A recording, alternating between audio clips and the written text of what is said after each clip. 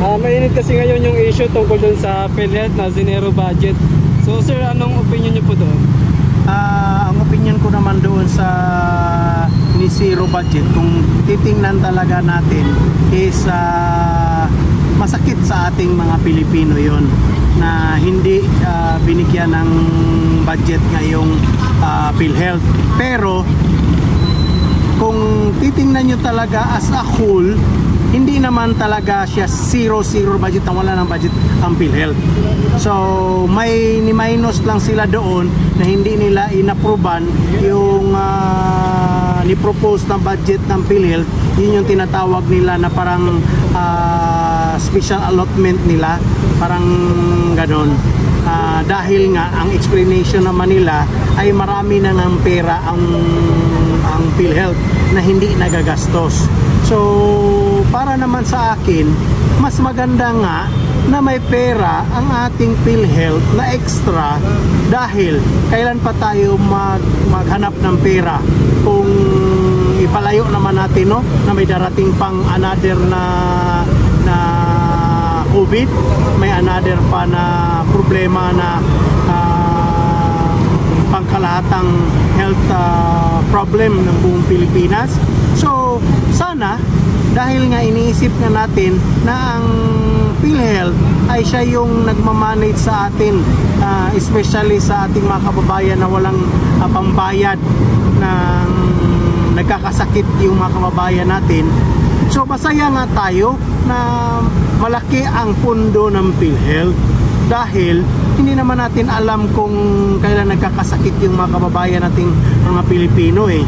So kaya nga masaya nga tayo na may pambayad na pundo.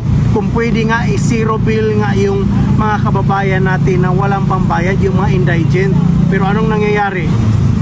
Apart lang, kahit pa indigent ka, apart pa rin ng buong bill ng isang mahirap na kababayan natin ang nababayaran ng PhilHealth. So saan napupunta yung pera na kinaltas nila? Napupunta lang para sa AKAP, napupunta lang sa AX, napupunta lang sa ibang budget na dapat sana para sa health ng ating mga kababayan.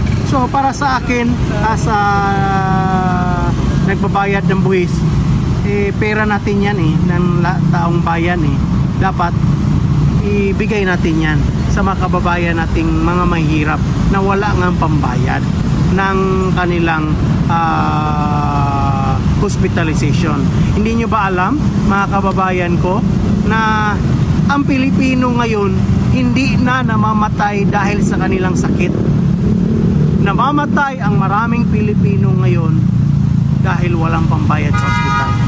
Ayaw nilang pumunta ng ospital dahil sa habal-habal pa lang galing sa bundok pababa, wala na nga silang pambayad. Paano na kaya doon sa ospital dahil wala ang pagkain na magbantay? Paano na lang ang pila? Dahil ang lahat ng hospital natin na government hospital sa Pilipinas, punong-puno na lagi. So ang nangyayari, yung mahirap na tao na pupunta sa private hospital na wala nga pambayad, hindi nga nakakalabas nga sila dahil walang pambayad ang PhilHealth. Ang nangyayari, until namatay na yung mahirap, hindi pa rin nakakalabas sa morgue dahil wala nga silang pambayad. So ang tinatanong ko, sana yung PhilHealth, kung may kasalanan ang management ng PhilHealth, hindi sana ang taong bayan ang magdurusa. Kung may kasalanan at bigyan natin ng lesson yung PhilHealth, yung kasuhan natin yung management, para alisin natin ang lahat na kung failure ang PhilHealth, yung management, hindi yung kabuuan ng PhilHealth, dahil ang PhilHealth is representing the government ng Pilipinas. Nakakahiya sa ibang bansa na yung PhilHealth mismo natin, yung nagmamanage ng health natin, ay failure.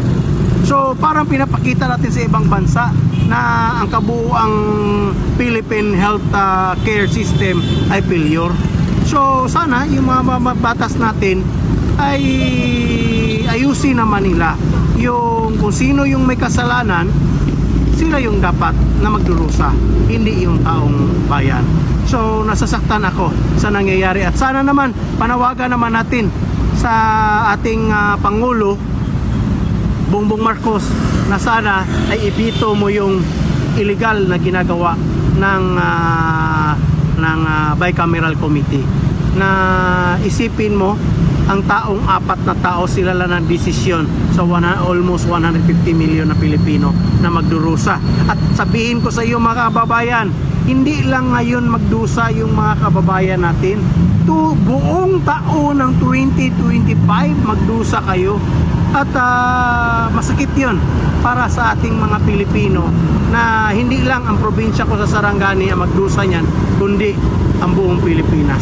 So sana mapakinggan ng ating Pangulo na sana yun na lang yung regalo niya at pamasko at pang New Year sa mga mahirap, na ang para sa PhilHealth, dahil hindi nyo yan pera namin yan na nag-contribute, pera yan ng OFW at migrante ng buong mundo na nagbabayad ng PhilHealth at